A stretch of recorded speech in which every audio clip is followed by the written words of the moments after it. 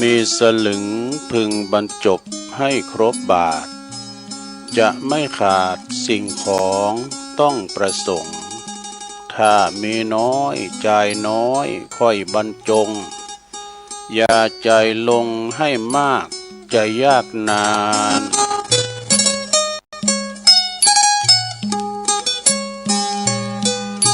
ก็ขอความนอบน้อม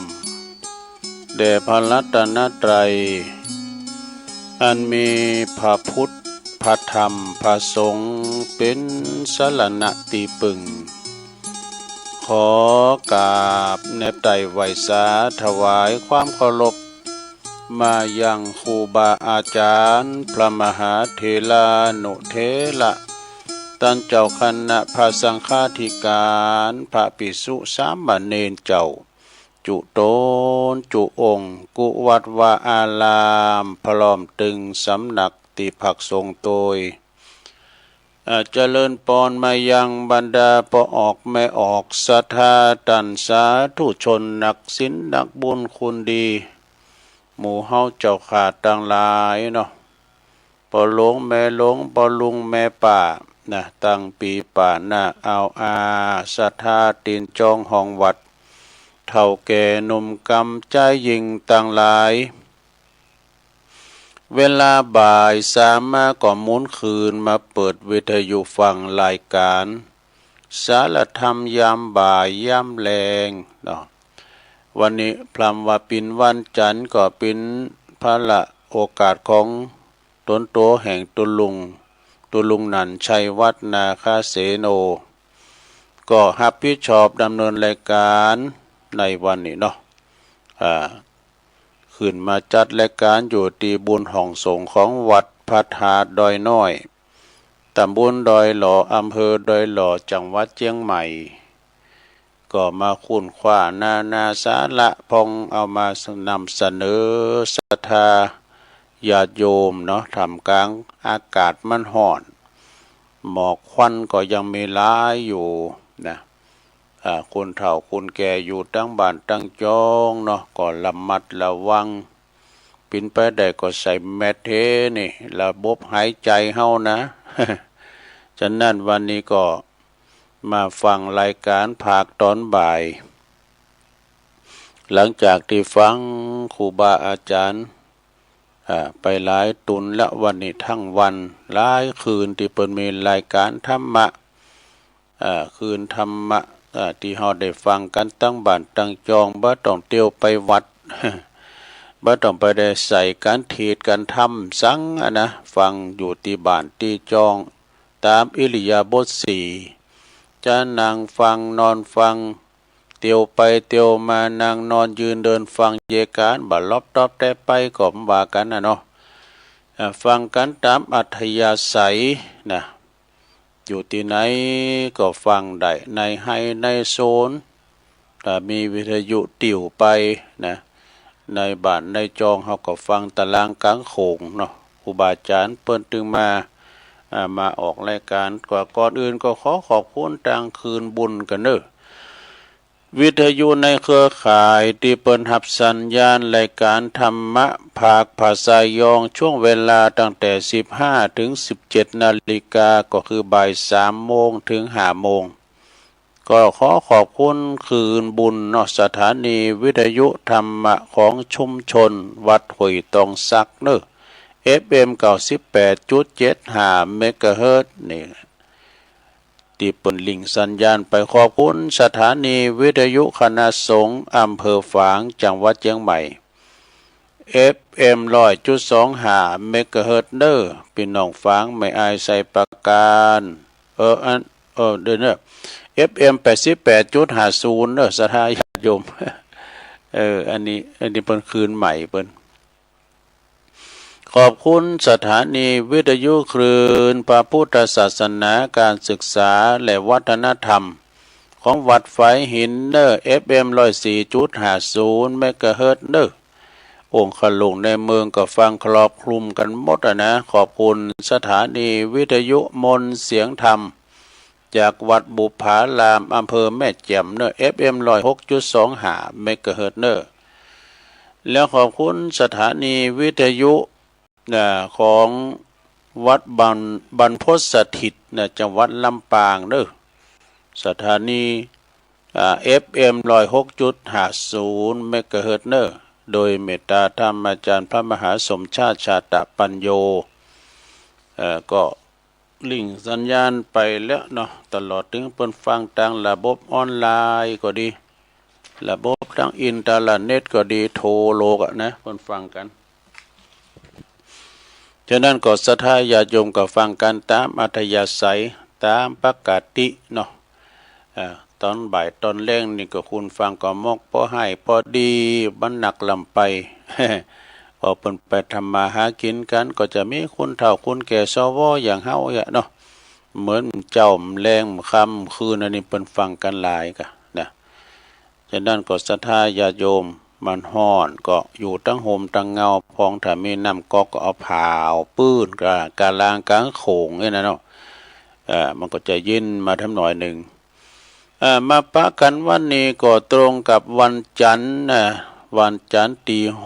6ของเดือนเมษายนพุทธศักราช2569วันนี้เป็นวันสำคัญของชาติไทย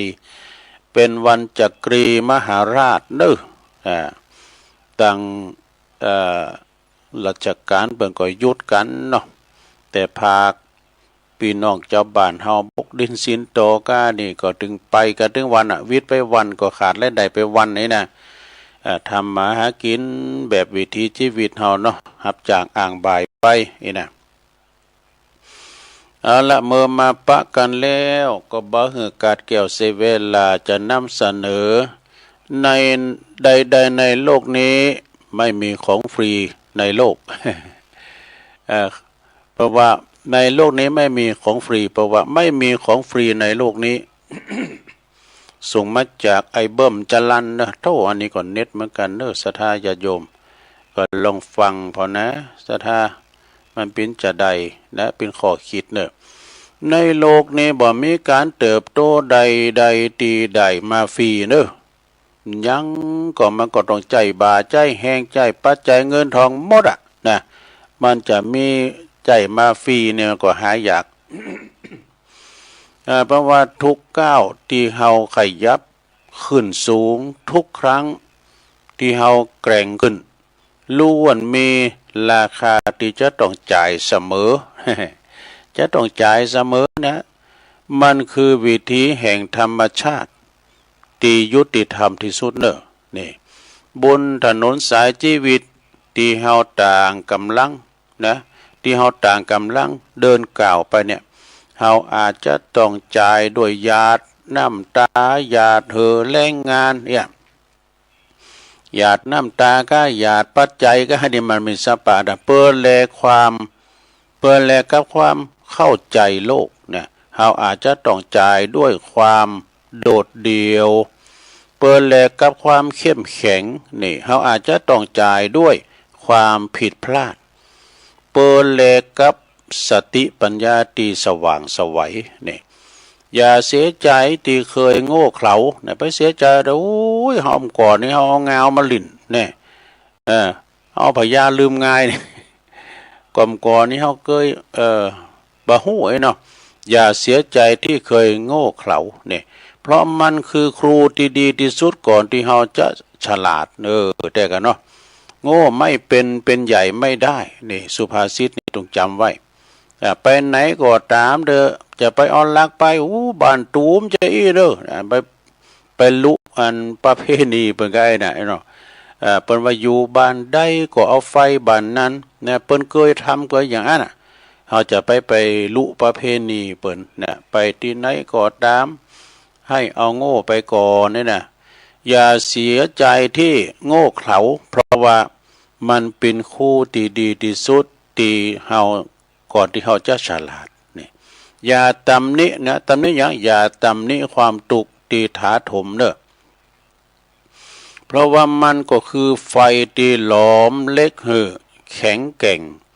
อย่าไปโกลอยบาดแผลเนี่ยนักรบย่อมมีบาดแผลอย่าไปกลัวรอยบาดแผล เพราะนั้นก็คือเครื่องหมายแห่งชัยชนะเด้อนี่เครื่องหมายแห่งชัยชนะที่ยืนยันว่าเฮาผ่านเริงเลวร้ายมาได้แล้วนี่จงขอบคุณทุกประสบการณ์ที่ทำให้เฮานั้นมีวันนี้เด้อนี่จงภูมิใจในทุกกรณีในทุกราคาที่เฮาได้จ่ายไปต่อใดเนี่ยจ่ายค่าโง่ เพราะนั่นคือเครื่องพิสูจน์ว่าเฮาคู่ควรกับชีวิตที่ตื่นหู้และก็สง่างามในปัจจุบันนี่บ่มีหยังที่เสไปเปล่าบนเส้นทางนี้ทุกหยาดน้ำตาที่ลินไหลล้วนกลั่นเป็นพลังให้เฮาก้าวต่อไปอย่างมั่นคงจบสถาเนี่ยสถาเขาถามกันเด้อ นี่นะนี่ก็เป็นคติธรรมเนอะสถาที่มาในอินเทอร์เน็ตนะแฮมกัมหนึ่งของขวัญจากบททดสอบของขวัญนี่นะของขวัญนะของขวัญปีใหม่เมืองก็ชีวิตมักจะมอบบททดสอบก่อนรางวัลเสมอนี่นะหากว่าเฮาไป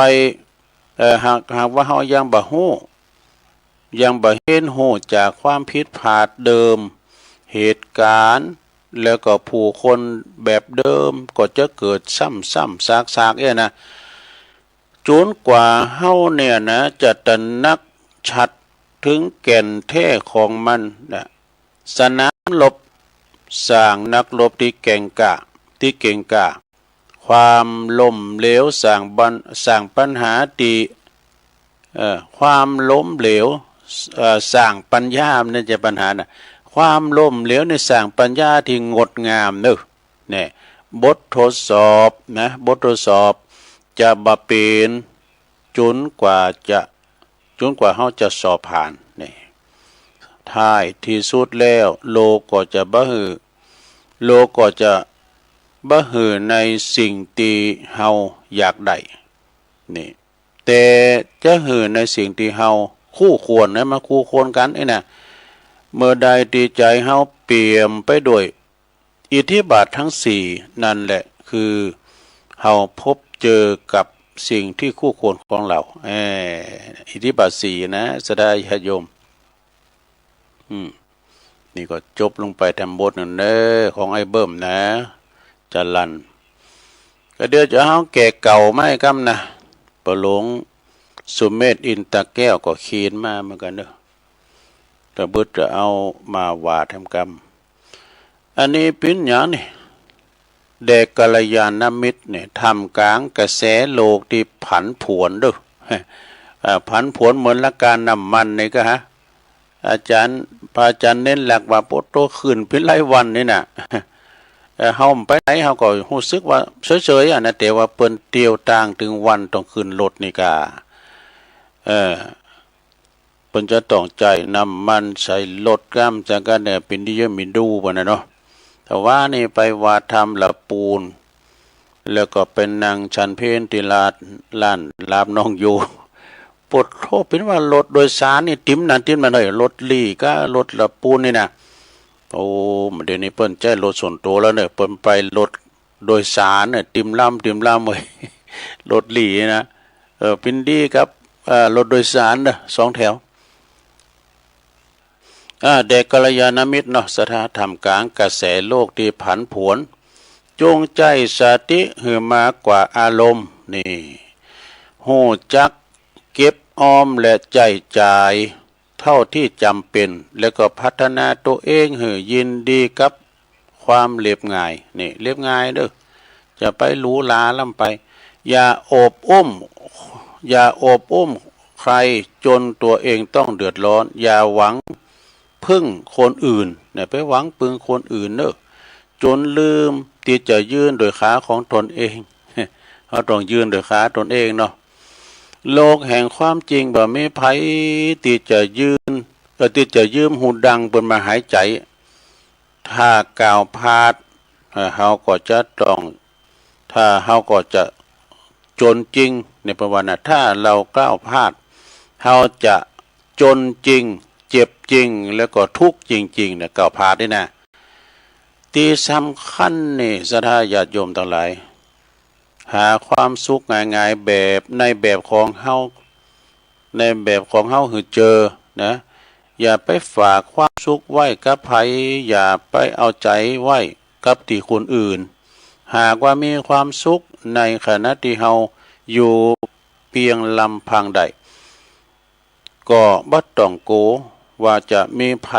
ที่จะมาทำให้เฮาตุกได้อีกแต่กันเนาะอันนี้ก็จบไปศรัทธาเนี่ยเขาถามเหมือนกันเด้อมีทำอยู่นะศรัทธาญาติโยมมาเล่าสู่จู้กันฟังนี่ทำบทนั่นของไอ้เบิ่มจรัญ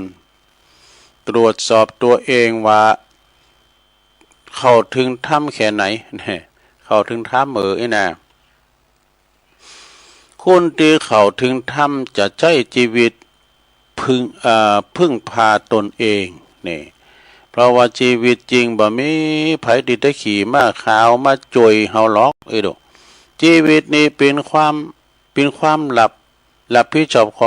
องตัวของเฮาเอง100%เนี่ยเฮาต้องรับผิดชอบตัวของเฮานั้น100%กันนะจะไปแขวนกับคนอื่นคนที่เข้าถึงธรรมก็จักกะที่จะถูกเนี่ยเปิ้นว่าจักกะที่จะถูกเกลียดเนี่ยกล้าปฏิเสธในสิ่งที่นำตุกมาหือเนี่ยกล้าตัดความสัมพันธ์ที่เป็นพิษออกจากชีวิตเนี่ยคนที่เข้าถึงธรรมจะเลิกพิสูจน์ตัวเองจะบ่อธิบายตัวเองบ่เหือไผเนี่ยเหือไผมายอมรับจะยุดเอาชนะคนอื่นเนี่ยเฮาเอาชนะคนอื่นเฮาเอาชนะใจของเฮาดีกว่าเห็นเนาะเอาชนะใจตัวเองดีกว่าเนี่ยเฮาพอใจตัวเก่าจะไปเอาชนะใจคนอื่นคนที่เข้าถึงธรรมน่ะจะบ่แค่ในปริมาณปืนนี่คนบ่แค่ว่าไผจะคบกับเฮาพองน่ะแล้วก็บ่แค่ว่าไผที่จะมาคิดทำอาจจะคิดทำเฮาอย่างใดน่ะแล้วก็การเข้าถึงธรรมก็จะทำให้เฮาน่ะเป็นผู้วิเศษแต่ทำให้เฮากายเป็นนั้นกายเป็นคนธรรมดาตีไม่ทุกข์ติมตุกแล้วก็เข้าถึงธรรมแล้วเด้อถ้าเข้าถึงธรรมยิ่งตุกนะตุกอกตุกใจนะมันได้เข้าความอยากและความยึดทำให้เฮาเนี่ยเข้าถึงธรรมบ่ถึงนี่อันนี้ก็ไปทำแบบกำนี้จะเอาหมวดปัญญาครับเนาะหมวดปัญญาจะก็ลองฟังก่อนของไอ้เบิ่มนะไอ้เบิ่มสกายเนาะสกายมันสั่งเอานะปัญญาต้องมาก่อนทานเสมอนี่พระพุทธเจ้าของเฮาเนี่ยเปิ้นตรัสสอนเรื่องทานกูกับปัญญาเสมอเด้อมันต้องควบคู่กันไปนะศรัทธาทานเดี๋ยวว่าควบคู่กับปัญญาเนี่ยอาการหือพิษตีหือพิษคนหือพิษเวลาก็คือก่อตุกเด้อการก่อตุกหือพิษคุณหือพิษเวลาหือพิษตีนะเป็นการก่อตุกก่อนที่จะช่วยเหลือไผหือใจปัญญานำหน้าก่อนเด้อนี่บัดจันนั่นแล้วนี่จะเป็นตุกก็คือตัวเฮาเองที่จะเป็นตุกนะที่สำคัญก็อย่าหือคุณอีกฝ่ายเคยตัวเนี่ยอีกฝ่ายเคยตัวเนี่ยการหือดีเกินไปก็จะทำให้คนบางคนเนี่ยเสียนิสัยโหจักแต่ฮับอย่างเดียวเนี่ยจนสะกดคำว่าบ่เกรงใจละเกรงใจบ่เป็นบ่เกรงใจละเพิ่นหือก็เอาติ๊กๆนี่น่ะพอบางคนยิงหือนะบางคนยิงเฮาหือมันก็ยิงขอบ่พอสักตัว ยิ่งหือก็ยิ่งขอมพอสักเตยนะแล้วก็สิ่งที่ให้ไปกว่านั้นก็คือบางคุณนี่นะสัทธากับบางคุณนี่ถ้าหือแล้วเฮาก็ต้องหือตลอดไปวะนะเมื่อใดนี่เฮาปฏิเสธหรือว่านิ่งเฉยบ่เหยสักเตือหนึ่งนะบ่เหยเตือหนึ่งเฉยต่อคำขอบ่มีเนยคำยังก็หรือว่าเฮาเฉยไว้นะก็จะกลายเป็นเฮาเป็นคนใจดำไปในทันทีเนี่ยอันที่มาถึงวันกูเตือมาย้ำกึดหอมเหยเตือนี่เอาแล้วนะจงใจปัญญาก่อนเพราะบางคนจิตไล่จิตสำนึกนะจอยหลายแปลว่าจอยร้อยข้างบ่ถูกจดจำเต่ากับบ่จอยข้างเดียวนะบ่จอยข้างเดียวนี่มันลืมหมดร้อยข้างที่เปิ้นหือมาย้ำกึด มือตัวเดียวเนี่ยมันลืมหมดนะเป็นศัตรูกันไปเลยว่ะความดีก็ความดีทั้งหมดนะก็ที่สั่งมาเนี่ยเขาก็จะบ่มีขาปิ้นศูนย์เปล่าไปเลยสาระก็นำใจปัญญานะถ้าวันใดตีเฮาปฏิเสธหรือบ่มีที่จะหือสันดานคนเนี่ยนะอยากแท้อย่างถึงสันดานคนนี้ยากแท้ที่จะอย่างถึงแต่มันก็จะเผยหือหันตอนที่เฮาหมดประโยชน์นั่นเองนะหากว่าทำดีแล้วบ่มีไผหันกาก็อย่าไปโทษคนอื่นจบเฮ็ดที่ตัวเฮาเนี่ยนะที่มันดีเกินไปแต่ไล่สมอง ตาลงไปได้ไล่ปัญญาเนาะเปิ้นบ่ควบคุมต่างๆกับปัญญามาด้วยกันเฮาจ่ายเกินจนทำอีกฝ่ายหนึ่งมองเราเป็นคนโง่ดูนะอันนี้คือเหตุผลและก็ตาลต้องอยู่คู่กับปัญญาจบสดาอันนี้ก็เน็ตเหมือนกันเนอะตาลนี่ควบคู่กับปัญญาเนอะอย่างบางคุณเนี่ย ตาลไปเถอะตาลแล้วจะได้จะได้สุมานะตาลไปเถอะแล้วก็จะได้ร่ำรวยจะได้ถูกหวยรวยแชร์นะ อันนี้ก็ไปน้ำอย่างเนาะ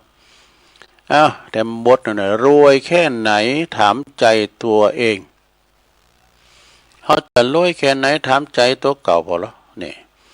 น้อยคนที่จะรู้ว่าคนรวยบ่ได้อยู่กับจำนวนเงินแต่มันอยู่กับความรู้สึกนี่รวยภาษาบาลีเรียกว่าเศรษฐีโลเป็นเศรษฐีโลเศรษฐีนั้นแปลว่าผู้ประเสริฐเนี่ยคำว่าประเสริฐหมายถึงเป็นอิสระดูอิสระในการใช้ชีวิตอิสระในจากการแค่คนอื่นอิสระจากความกังวลถ้าเฮารู้สึกพอใจกับชีวิตนะต่อในกระเป๋าบ่มีเงินเฮาก็รวยได้นะแล้วก็ในขณะเดียวกันคนที่มีเงินติ้มกระเป๋าแต่ถ้าว่าใจยังโหยหาทะยานอยากขะได้ติ๊กนะก็ยังห่างไกลจากคำว่ารวยนี่รวยบ่ได้แปลว่ามีนักมีมากแต่ก็แปลว่ามีสุขนี่จบลงไปซะละขอบคุณต่างไอ้เบิ่มขยันจันลันนี่ต่อไปนี่ทำบทหนึ่งเนอะศรัทธาญาติโยมทั้งหลายเนาะฟังกันไปอากาศมันร้อนเนี่ยเขาก็ฟังกันไปถ้าหากว่าร้อนลำไปก็อยู่หุมอยู่เงาเนอะอยู่ปื้นต้นไม้ต้นตอกไปศรัทธาญาติโยมทั้งหลายตอนนี้ไปจะนำเสนอของปหลวงสุเมธอินตะแก้วเนาะสันกำแพงปุ่นนะปหลวงเสียวเขาเนี่ย เพื่อกระสูงมานี่ก็ถ้าว่าหลายตื่อแล้วก็เห็นเนาะบอกกับตัวเองเสมอว่าปฏิบัติตาม30 ข้อ30 ข้อ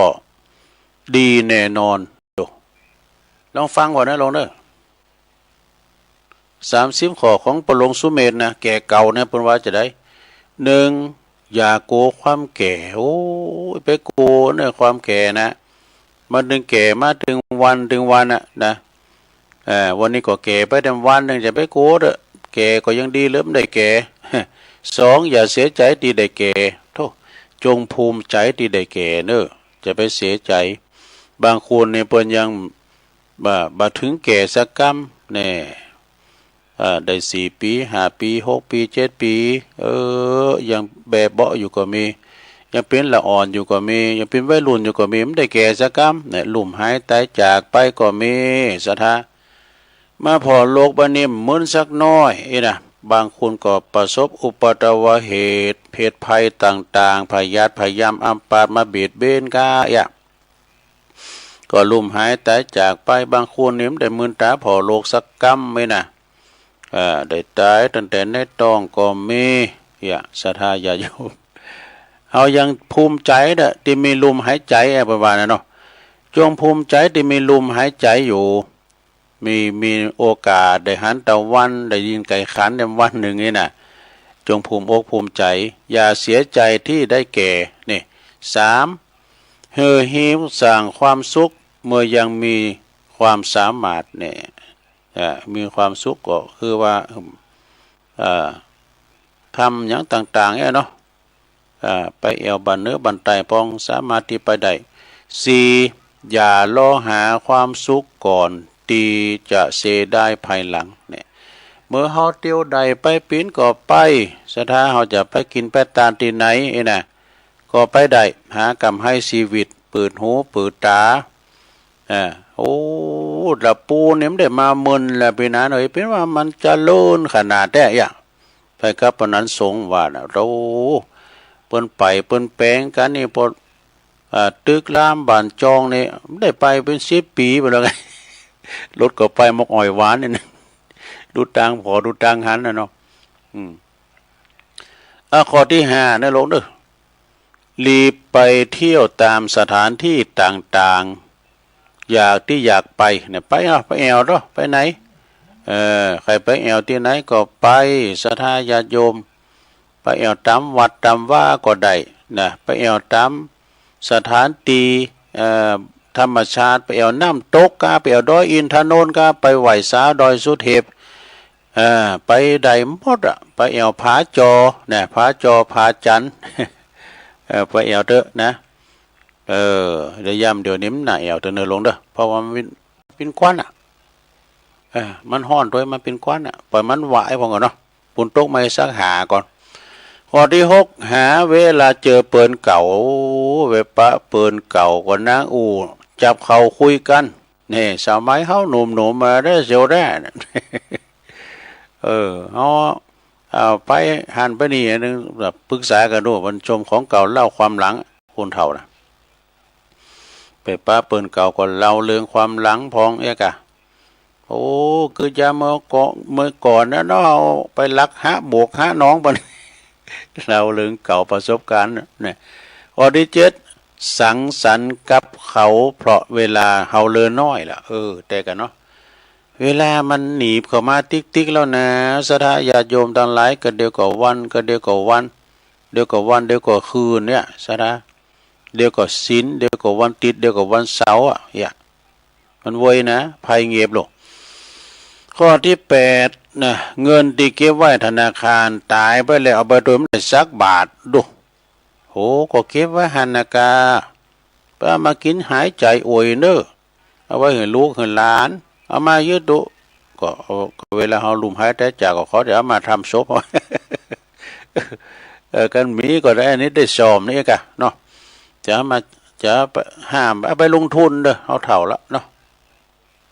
เงินทั้งชีวิตเนี่ยเงินเก็บไว้ในธนาคารนะตายไปแล้วเอาไปตัวมันได้ก็หมดกันยังก็เอาตัวไปมันได้สักอย่างของเงินทองสมบัติพระสถานให้นาปาตั้งก็เอาไปตัวมันได้สักอย่างนะเวลาหอตายไปก็อุบก็ทั่วนะกินติ๊กดูตายไปแล้วมันจะได้กินก็ทั่วนะกินมือยำมือจีดดังกินมือดังสาบเนี่ยข้อที่เก่านะลงเนอะใช้เงินหาความสุขเมื่อยังมีชีวิตอยู่นี่ ใครไปแอวไหนก็ไปนะใครไปจ่ายกาจ่ายลี่ก้าพักผ่อนนะไปเปิดหูเปิดตาก็ไปนะพอตี10อยากกินอย่างชอบกินอย่างก็กินนะโอ้น่ะนี่มันจะตำมะโมงนะว่าถ้าคืนหมอได้นะก็เขาตำตำโมงก้านี่ตำสุ่มนี่นะมาคืนหมอพองข้อที่11หลีกเลี่ยงอาหารที่บ่ดีต่อสุขภาพเนอะนี่โอ้อาหารที่ปิดมันก็มีดูอย่างที่มันปิดนี่นะจะได้หลายอย่างเนอะสัตว์ใหญ่ก็เหมือนกันนะควายเผือกนี่นะปิดเหมือนกันเนอะควายเผือกก็เนี่ยโง่ก็เนี่ยก็ไม่กินไม่ได้ไปกินนะมันปิดเหมือนกันเนอะแข้งขาอ่อนนะ แม้แต่ว่าอึ่งนี่ก็ปิดเหมือนกันนะพักละเหมือนกันนะสะโดบนไหลพอนะปิดหมดนี่มันลาบหมูก็หูดับ ก็เอาเถอะเนาะการกินบ้าใดก็จะไปกินอาหารแสลงมันแสลงต่อสุขภาพเรากินที่มันกินได้ก่อนนะพริกตาแดงเนี่ยเอากับเค็มมันก็ถึงอิ่มแล้วลูกเนาะโขมดูดินเนี่ยก่อนเอาแล้วข้อที่12กินอาหารดีๆต่อสุขภาพเนี่ยก่อนเนี่ยกะกินอาหารดีๆต่อสุขภาพจะไปสารอาหารขาดข้อที่13การเจ็บป่วยนั้นเป็นเรื่องธรรมดาได้กันเนาะมันเจ็บป่วยนั้นเป็นเรื่องธรรมดาศรัทธาญาติโยมเปิ้นก่อเจ็บเฮาก่อเจ็บมันจะว่า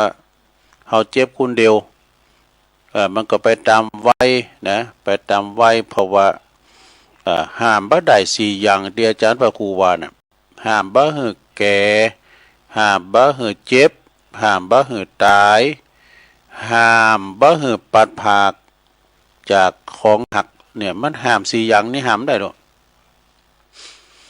บ่ให้แก่มันก็แก่มากกูปีนะมันก็แก่ทั้งปีน่ะปีใดก็ปีใหม่เมืองนี่ค่ะปีใหม่15 13 14 15นี่ค่ะปีใหม่เมืองนะปีใหม่สงกรานต์เนี่ยเขาก็จะแก่ไปทั้งปีไงห้ามบ่ให้แก่มันก็แก่มาถึงวันห้ามบ่ให้เจ็บมันถึงเจ็บศรัทธาเท่าแก่มาแล้วก็โกกะนาโมนี่นะโกกะนาโมมันดึงลูกก็โอยนางก็โอยเนี่ยนะห้ามบ่ให้ตายมาก็ถึงตายกันถึงวันบื้อก็ตังเนื้อบื้อก็ตังไตถึงเวลาแล้วมันดึงไปลุ่มหายใจจากกันไปว่าพระสงฆ์องค์สังฆเจ้าสามเณรถึงคราวแล้วก็มรณภาพเหมือนกันหมดศรัทธาญาติโยมมันความตายนี่มันมีเหมือนกันหมดจะตายจ้าตายเร็วอิบได้เนาะข้อที่14อย่าวิตกกับความเจ็บป่วยเนี่ยมันถึงเจ็บป่วยนะเจ็บป่วยก็ไปห้องยุกห้องยาเนาะข้อที่15ดูกำลังได้กึ่งเดียวนะทุกคนต้องผ่านการแก่เกิดแก่เจ็บตายเป็นธรรมดาเนี่ยโอ้เฮามาพอแล้วคุณเคียงข้างเฮากึดพอโลจังตุลุงเนี่ยเนาะจำหมู่ตุลุงที่ก่อนในเห็นหนังสือก็เคยเลี้ยงควายด้วยกันแม่มก่อนบางพองเพิ่นก็ไปก่อนเฮาเนี่ยตุลุงก็หัวนี่จ้างเขาวางงากันมาโบสถ์ไปอย่างหมู่ บุญบ่เหลืองกำไว้เนาะก็ถึงวันนี้ก็ชั้นเขาก่อนล้ำนะลูกมอเตียวมออยู่นะไปได้ไปปีนอยู่จะไปคุณเฮาทุกคนต้องผ่านการแก่เจ็บตายเป็นธรรมดาแล้วก็อย่าวิตกข้อที่16นะอย่าวิตกเรื่องแก่เรื่องเจ็บเรื่องตายแล้วก็ถ้าเฮาวิตกเรื่องเกิดเรื่องแก่เจ็บตายแล้วเฮามีความสุขก็วิตกไปเด้อวิตกไปเด้อเนี่ยประว่านะเพิ่นก็ห้ามก่อนนะข้อที่17นะลงเด้อจัดรีบเนี่ยแปลว่ารีบจัดการปัญหาเสียก่อนตายนี่ศรัทธาบางคนนี่โอ้ให้แนวทรัพย์สมบัติมรดกตกทอดเป็นหลายนะไปเขียนผิดในกรรมไว้ก็มีนะคุณเฒ่าก่อนนะนาแปลงนั้นนี่ก็เอาไว้ให้บ่อายเก้านะเฮือนที่อยู่นี่ก็หิลามันเลี้ยงปอเลี้ยงแม่นะ ถึงไปจัดการมรดกไว้ก่อนเนาะเอาเถอะหมายเก้าก็ใจดีนี่เฮาหมอสักอย่างแล้วหืยลาเถอะเมื่อก็เลี้ยงพ่อเลี้ยงแม่เฮาก็อยู่ไกลอะหนูก็เมาเยว่าหากินเอาเถอะหืยลาเอาเถอะก็ผัวมาอยู่หาหน่อยอันนี้อุทานบ้านนอกบ้านนานะบางพ้องหมาเนี่ยอีลาใดเดีนี่เฮาในได้นาดอนบ่นี่นี่แย่งกันนี่บางทีก็เป็นมรดกเนี่ยบ่โตขึ้นโรงขึ้นศาลก็มีนะเนี่ยต่อไปข้อที่18ปล่อยให้หมอดูแลสุขภาพเขาเด้อสุขภาพนี่หมอดูแลสุขภาพบุญกุศลนะชีวิตบุญกุศลผลบุญดูแลชีวิตเฮาแล้วก็ตนเองเฮานี่ดูแลอารมณ์นะควบคุมอารมณ์ดีๆนะลงเด้ออารมณ์ดีๆแล้วก็ข้อที่19ข้อที่19อย่ากังวลกับลูกหลานพวกเขาก็ช่วยเหลือตัวเองได้เนี่ยไปปิ้นโหงเขาโธ่เขาสะเบหาเงินได้ละต่างเนื้อต่างโตเขาปิ้นฝั่งปิ้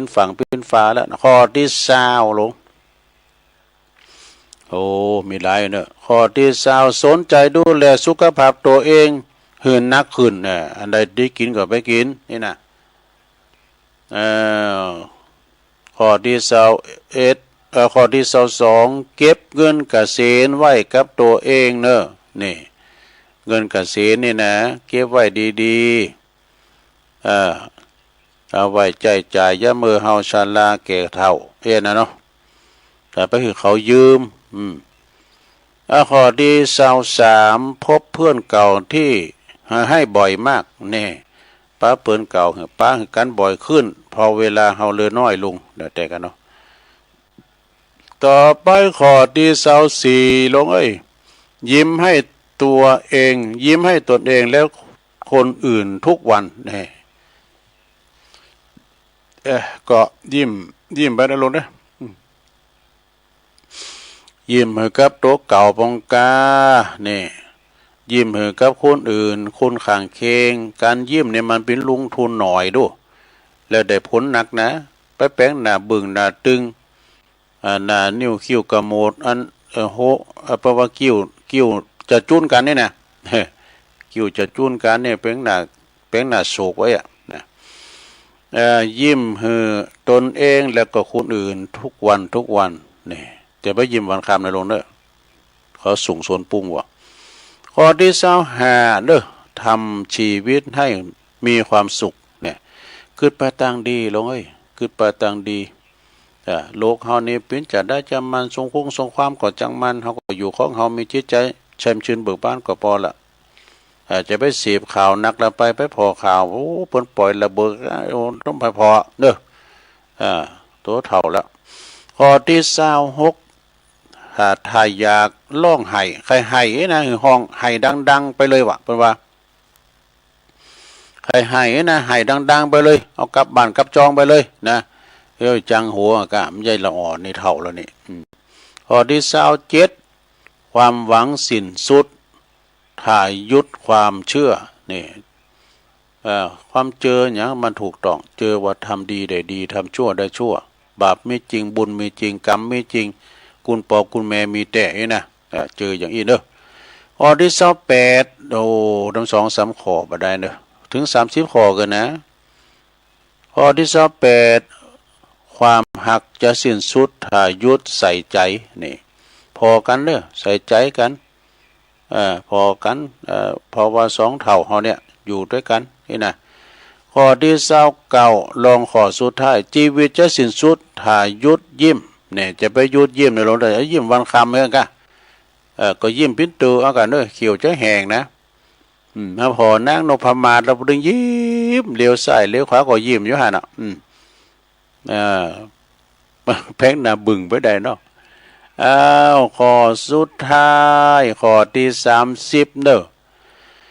มิตรภาพจะสิ้นสุดถ้าหยุดแบ่งปันนี่ขอให้โชคดีอายุมั่นยืนยาวทุกคนนะ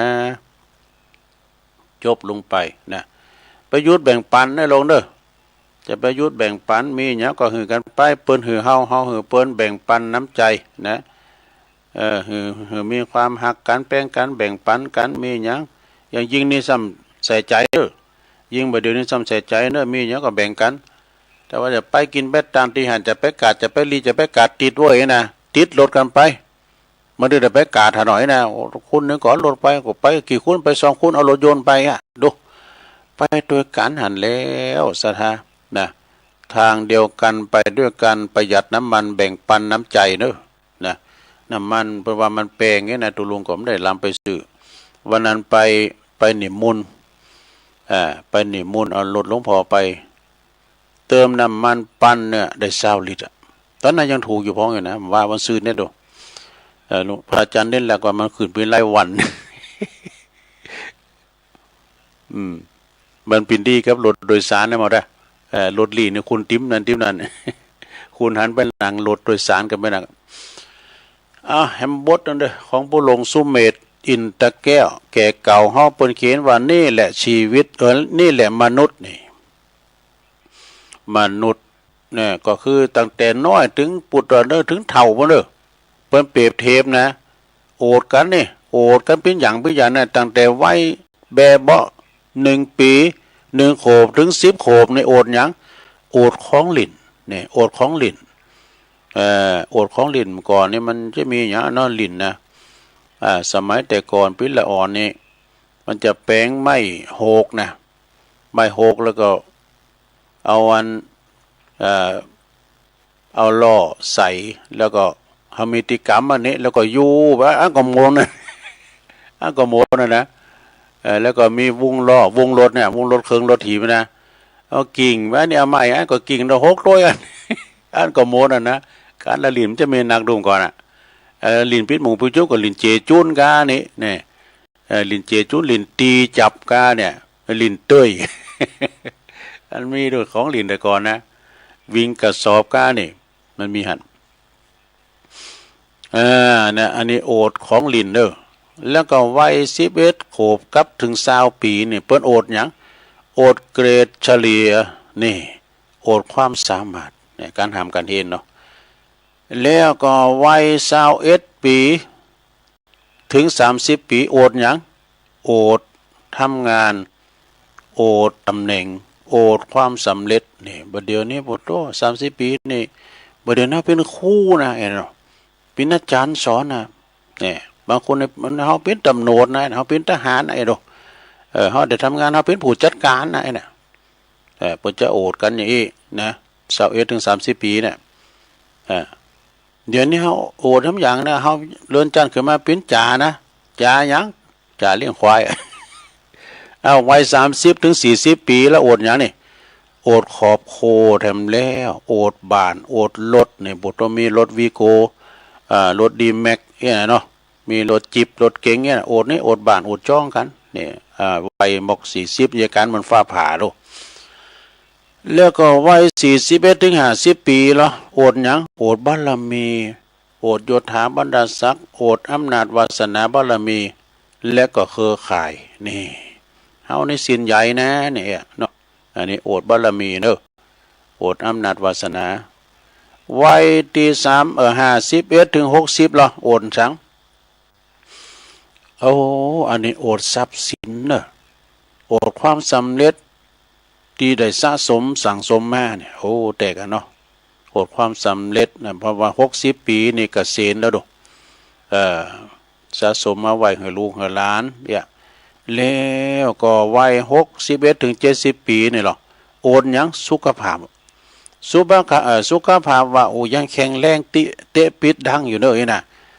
มีพยามาเบียดเบียนด้วยนะ61 ถึง 70 ปีน่ะอดสุขภาพหรอแต่กันเนาะแล้วก็วัย71 ปีถึง 80 ปีเนี่ยโอดหยังมันไกลแล้วนะไกลถึง100แล้ว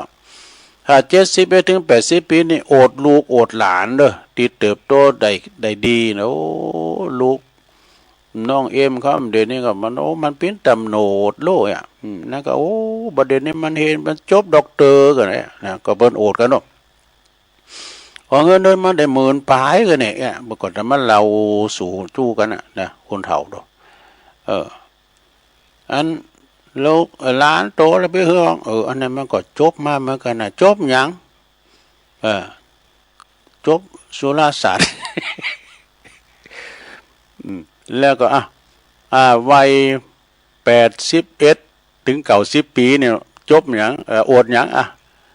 บ่โอดหยังแล้วบ่เหลือหยังแล้วคือโอดแล้วนี่วัย81ถึง90 ปีนี่บ่เหลือหยังคือโอดอีกแล้วเนี่ยเหลือเพียงลมหายใจแผ่วๆเบาๆและก็ความทรงจำเท่านั้นเองเนี่ยบางครั้งทั้งชีวิตจมอยู่กับการเปรียบเทียบ การเปรียบเทียบแข่งขันอิจฉาริษยากันอยากได้อยากมีอยากเป็นจนลืมถามตัวเองว่าพอหรือยังนี่พอหรือยังมันเพลงของซอนคิรีเนี่ยพอหรือยัง แต่บางคนนี่ศรัทธาญาติโยมทั้งหลายบ่เปรียบเทียบตัวเองกับไผเนอะบ่วิ่งไล่ตามความขาดหวังของสังคมเปิ้นใจชีวิตเรียบง่ายพอใจในสิ่งที่ตนมีนี่ยินดีในสิ่งที่ตนได้แล้วก็จึงพบว่าความสุขบ่ได้อยู่ที่การมีมากกว่าใครนี่แต่อยู่ที่การพอใจในสิ่งที่ตนมีนี่ใต้ที่สุดจือเสงเงินทองตำแหน่งยศถาบรรดาศักดิ์บ่มีภัยนำติดโตไปได้เลยนี่สิ่งที่เหลืออยู่จริงๆคือความดีและความทรงจำที่เฮาเคยมอบให้ผู้อื่นนี่คือสัจธรรมของชีวิตทุกท่านต้องมาพบมาเจอกันแน่นอนนี่จบศรัทธาญาติโยม ขอขอบคุณตังประหลวงสุเมธอินตะแก้วหรือว่าปอแก่เก่าเนอะเปิ่นก็ติดตามฟังตลอดเนอะสันกำแป้งเจียงใหม่ส่งมาเนาะแต่ก็ยังมีแถมหลายอยู่ก็เดียวก็คอยมาคุ้นคว้าแถมเนาะจะมาคุ้นคว้าแล้วก็เอามานำเสนอให้ศรัทธาญาติโยมได้ฟังกันในชั่วโมงที่2เนาะวันนี้ศรัทธาญาติโยมทั้งหลายก็แดดก็ยังร้อนอยู่โอกาสในตอนนี้นะอยู่ห่มอยู่เงาเนอะสำหรับคุณเฒ่าคุณแก่เฮาจะไปตากแดดให้ตอนนี้ไปตุลุงก็จะหยอบยั่งให้กันจบชั่วโมงละก็เดียวตุลุงจะนำเสนอสิ่งอื่นแถมเอกศรัทธาญาติโยมเนาะเดี๋ยวลุงจะได้กินน้ำกินน้องให้กันเดี๋ยวมาอุกันต่อในชั่วโมงที่2กันต่อไปเนอะก็เดียวจะเปิดเพลงของอันผู้หมวดชัยพรนะเดี๋ยวกันนะมันไหวที่ไหน คือผู้หมวดชัยพรผู้กองของเฮาในเปิ้นเสียแก่ชีวิตไปนะและเปิ้นจะเสียวันเสาร์บ่นะวันเสาร์ที่11เหมือนกันเนาะก็เดี๋ยวจะฟังเสียงเพลงเปิ้นอัดไว้มื้อแล้วนะอันเนี้ยก็เดี๋ยวก็ลองฟังเนาะเจริญพรกันเด้อ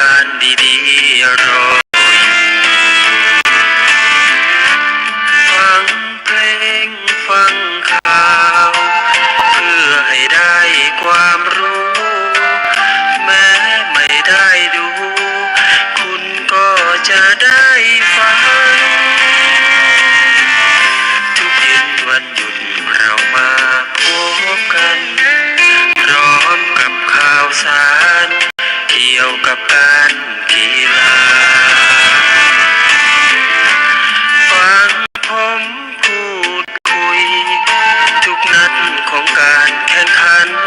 เพลงเพราะจัดให้ฟังกัน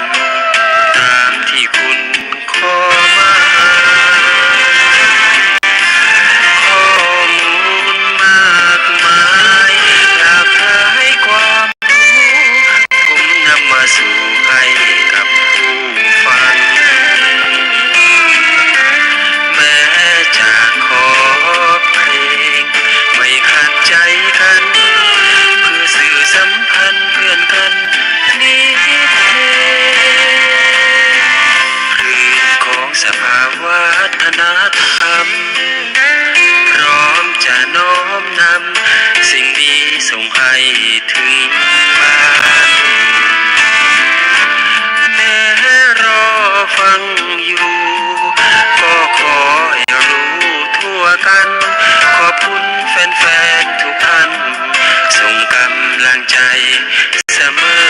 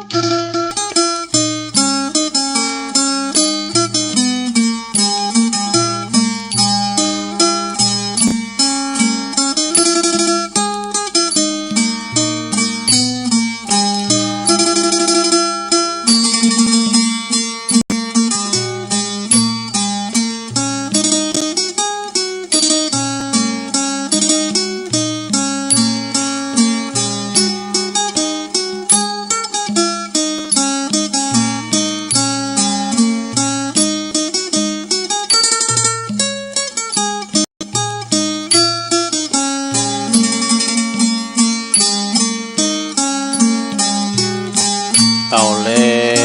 วศรัทธาสาธุชนญาติโยมทั้งหลายเนาะตุลุงก็พักเบรกพักครึ่งดังมึนลำไปก็เจ็บหลังเจ็บแอวเลยลุกเตียวไปเตียวมายืดเส้นยืดสายก็เลยยังแควนมาหน่อยจิบน้ำลงคอแล้วก็มาอู่กันต่อในชั่วโมงที่สองขณะนี้ท่านทั้งหลายก็กำลังฟังรายการสารธรรมยามบ่ายยามแลงดำเนินรายการโดยตนตัวแห่งอาตมาภาพตุลุงยองมานางอู่นางจ้ากันในภาคตอนบ่ายขณะนี้เป็นเวลาอยู่16:06 4 โมงกับ6 นาทีลงแรงมาแล้วเนาะศรัทธาแรงมาก็ได้เสาะหาของบาของกินเขานำเขาแรงแต่ปินย่องว่าเขาเผาคือเขาเผาคือเขาเผาว่าเขาแรงนะแต่เจ้าในตุลุงเกาะเปิดเพลงนำรายการไปเนาะเพลงนำรายการของอาจารย์ผู้หมวดชัยพรร้อยเอกเนาะร้อยเอกชัยพรพิมพ์สมุทรก็นี่เปิ้นก็เป็นบุคคลสำคัญแต่คุณนะ ที่เปิ้น มีการไม่งานที่ไหนก็ตามปักตั้งเจริญที่ไหนก็ตามเปิ้นอยู่ในคืนสีขาวจะไปเป็นกูกับตุลุงเด้อประชาสัมพันธ์เป็นโคสกะเปิ้นอ่านและจือง่ายเปิ้นตุลุงก็คือเปิ้นอ่านและจือกะเปิ้นก็อ่านเป็นนักจัดรายการโดยภาคบอลก็ได้นะแล้วก็ข่าวสารต่างๆผู้หมวดนี่เป็นคนไทยเป็นทหารนะสถาเดี๋ยวจะอ่านนี้ก่อนเนาะอาจารย์ท่านพระครูเปิ้นก็ส่งมานะเดี๋ยวจะลืมเนื่องโดยร้อยเอกชัยพรพิมพ์สมุทรเนี่ยเปิ้นเป็นนักจัดรายการเด้อดีเจเหมือนกันนะเปิ้นเป็นนักจัดรายการอาวุโสของสถานีวิทยุเริ่มแรกตั้งแต่ปี2545ดูคืน 88.75 สภาวัฒนธรรมอำเภอดอยหล่อมานะจนมาถึงคืน 91.00 แล้วก็98.75 วัดห้วยตองซักมานะบัดนี้ท่านร้อยเอกชัยพรพิมพ์สมุทรเปิ้นได้เสียแก่ชีวิตลงไปโดยวัย67 ปีเนอะที่โรงพยาบาลมหาราชจังหวัดเชียงใหม่ตั้งญาติพี่น้องครอบครัวก็ได้ตั้งศพบำเพ็ญกุศลไว้ตั้งแต่วันที่5ถึงวันที่10 เมษายนเนอะ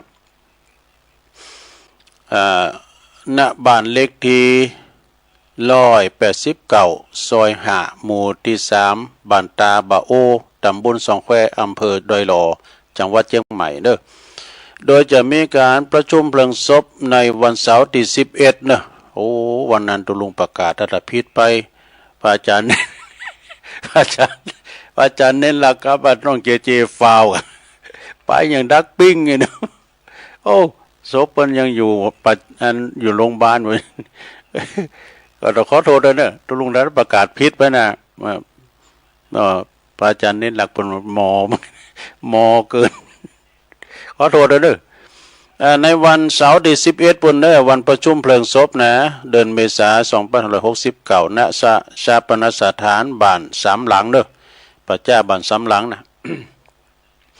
ในโอกาสนี้จึงขอนิมนต์พระสงฆ์และก็ผู้จัดรายการตลอดถึงจนผู้ที่มีความคุ้นเคยได้ไปแสดงความเสียใจเนอะแสดงความอาลัยต่อผู้วายชนในวันที่10 เมษายน10 เมษายนเวลา 15 นาฬิกาก็คือบ่าย 3 โมงนี่นะณสถานที่บำเพ็ญกุศลศพบ้านตาบะโอมซอย5พร้อมเพลงกันเนอะในครั้งนี้นะโดยอาจารย์พระครูอภิวัฒนวิกรมผู้อำนวยการสถานีคืนสีขาวเนอะเรียนเจิญบอกมาเนาะสถาญาโยมก็ขอปากันไปเนอะก็ไผจะเอาผาดไตกาปัจจัยไปหอมกาก็เจิญกันเนอะสถาเจิญกันได้ตีบ้านตาบาโอนะเพราะว่าอาจารย์พระครูเพิ่นจะเป็นกันนำดีเจทั้งป ในทั้งไปนอกได้มาลมแสดงความอาลัยต่อครอบครัวของเปิ้นเนาะอาจารย์ผู้หมวดชัยพรเองเปิ้นเคยเป็นประธานไปตอดกฐินที่วัดคุณแปะพุ่นน่ะที่อาจารย์วรรณชัยพุ่นน่ะมีหันเตอเนยลงไปโจยงานที่วัดพุทธศรีคีรีเนาะก็ยังว่าลุงมันภัยมันติดกับมันลอยแพมีรถปีกนะกำไปในเมียกำปีกมัน มันมีมันย่าเนี่ยภัยมันติดแล้วนี่เขาแรกนี่ก็ไปถึงปุ่นที่ไหนบ่โทอาจารย์นี่ก็ผู้หมวดชัยพรเนี่ยบ่ลุงมีรถหรือเปล่าเนี่ยนะมีนายโอ้ไปกับผมจะไปส่งดูภรรยาเปิ้นแล้วก็พร้อมกับเคยญาติเปิ้นนั่งอยู่ในรถแคปติมเนี่ยไล่ไปนั่งตารางหมดตัวลุงนั่งคนเดียวดู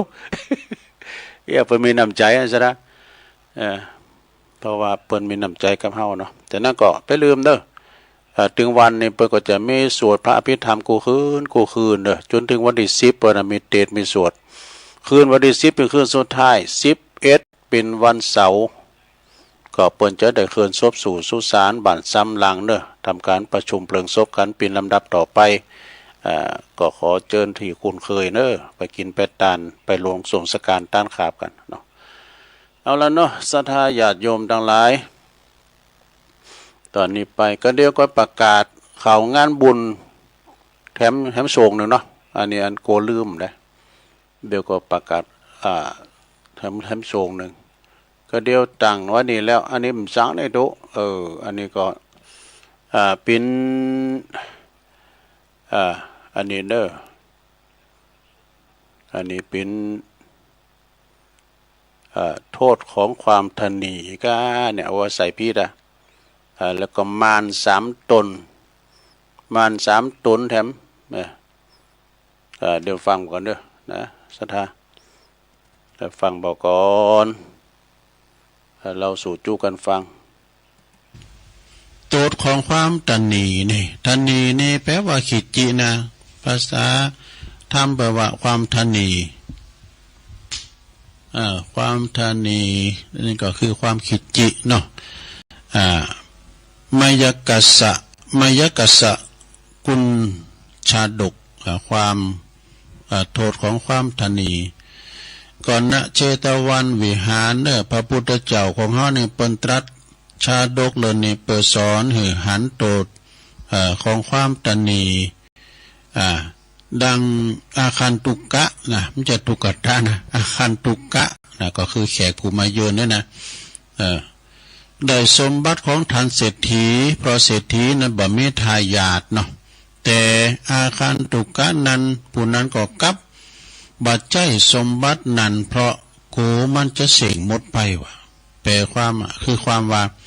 ในอดีตนะพระตถาคตของเฮาเนี่ยเกิดมา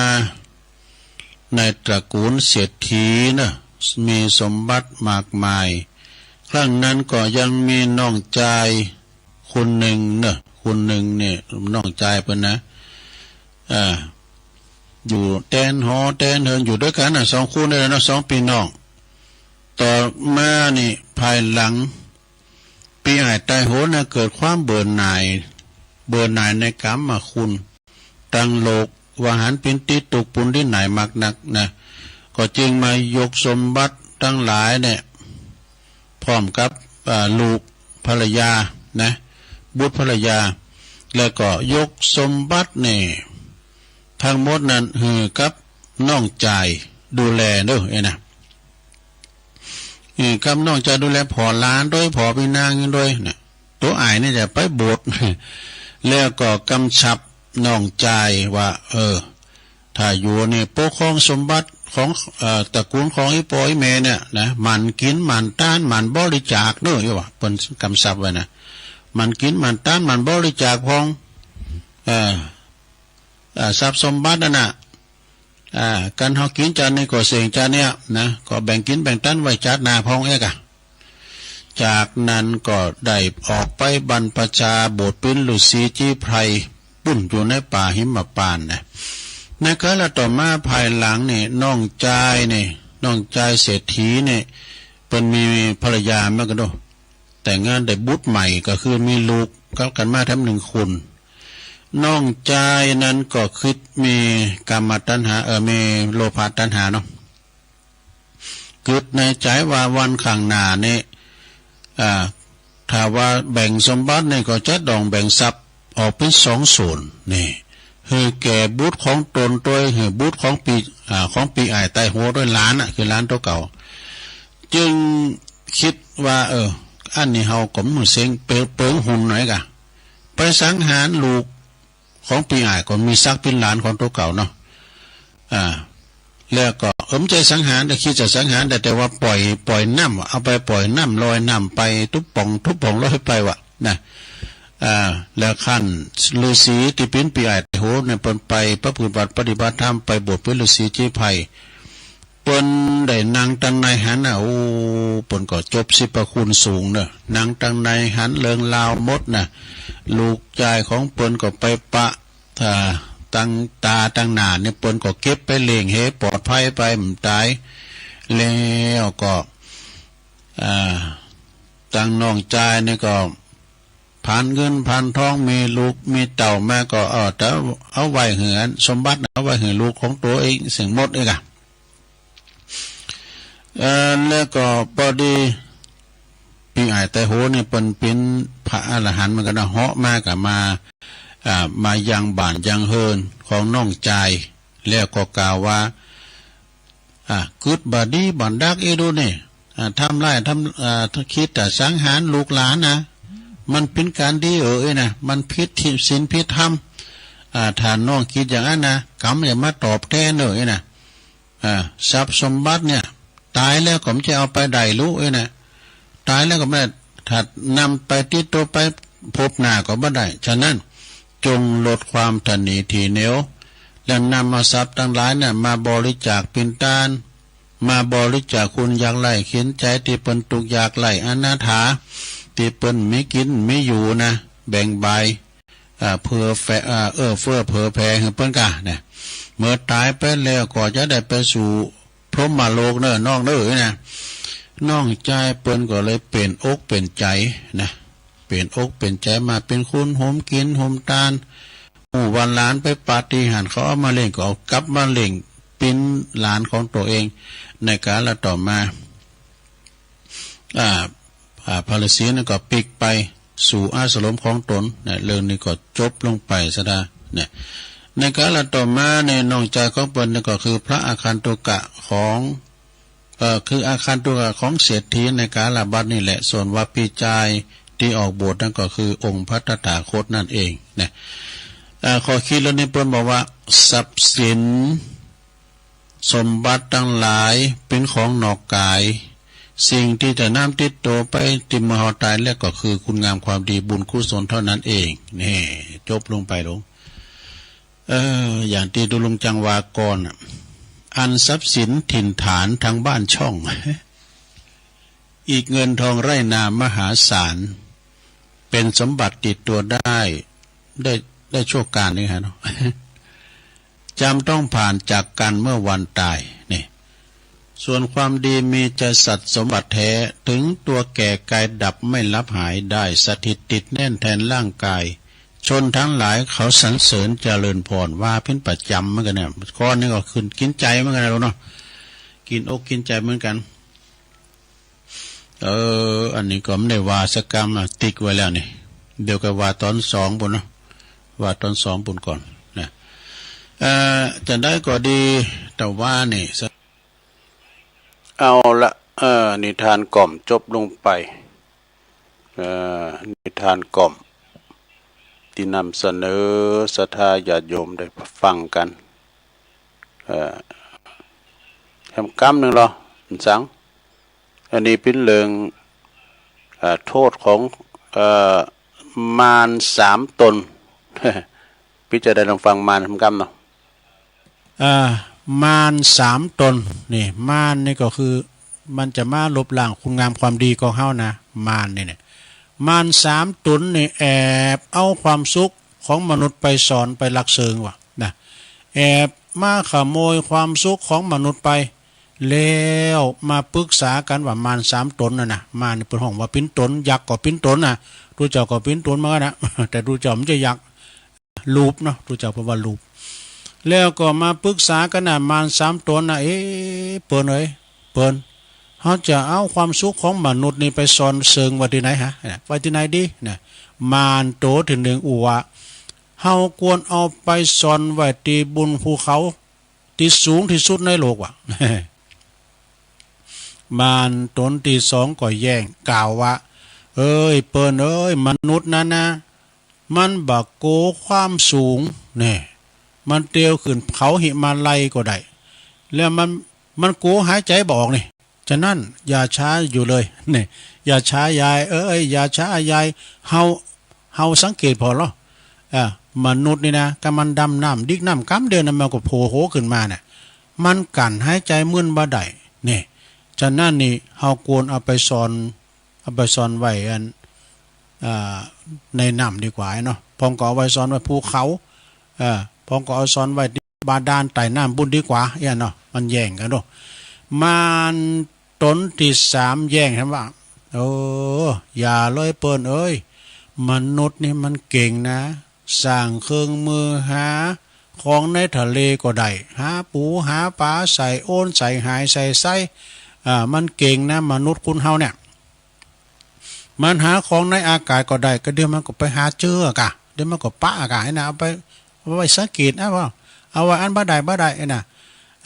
แต่สังเกตได้ว่าตาเนี่ยตามนุษย์มันอยู่ข้างนอก